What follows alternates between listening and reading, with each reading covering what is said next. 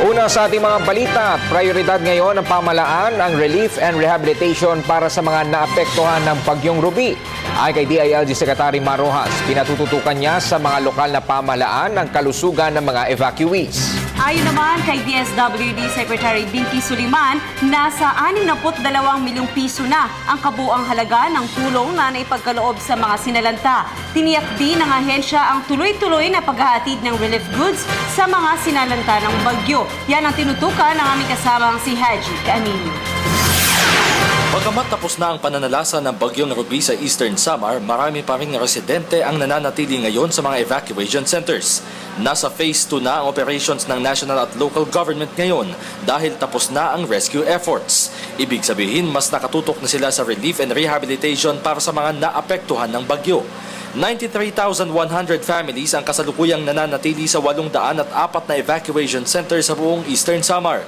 Dahil dito, gustong ipatiyak ni DILG Secretary Marojas sa Bureau of Fire Protection ang paggarasyon ng malinis na tubig upang maiwasan ang pagkakasakit ng mga evacuees.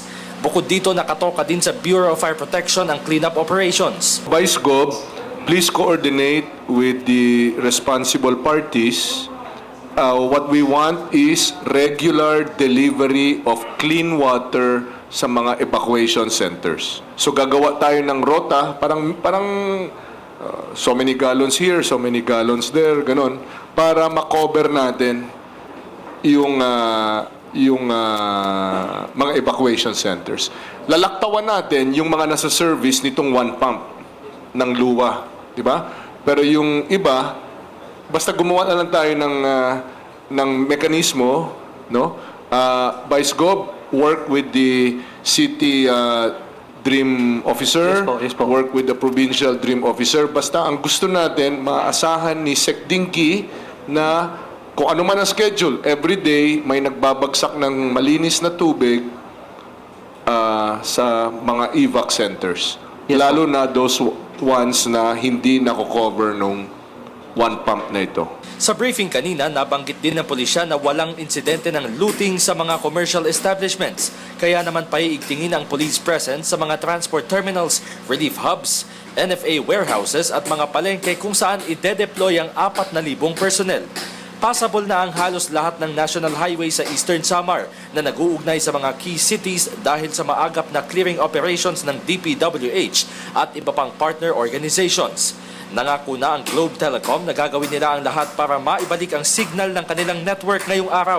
Samantalang may signal na ang Smart sa mga bayan ng Arteche, Hernani at MacArthur. Aabuti ng 2 linggo bago maibalik ang supply ng kuryente sa lalawigan. Sa panig naman ng DSWD, tiniyak ni Secretary Dinky Suliman na tuloy-tuloy ang paghahatid ng relief para sa mga evacuees maging sa mga residenteng bumalik na sa kanilang mga tahanan. 33,000 food packs ang ipamamahagi sa Eastern Samar pa lamang. Namahagi na rin ang National Office ng Relief Goods sa Borongan Hub at Local Social Welfare Department. Ayon kay Suliman, dumating na ang third wave ng delivery ng relief. Samantala, muling nanawagan si Suliman sa mga miyembro ng media na iulat ang tamang impormasyon sa publiko lalo na pagdating sa paghahatid ng relief goods ng ahensya. Ang alkalde ng Borongan na si Mayor Maria Fe Abunda hindi na iwasang maglabas ng sama ng loob dahil sa umunoy mali-maling impormasyon na nakakarating sa kanila. Mayroong barangay na nagsasabi, isang patay sa barangay Siha.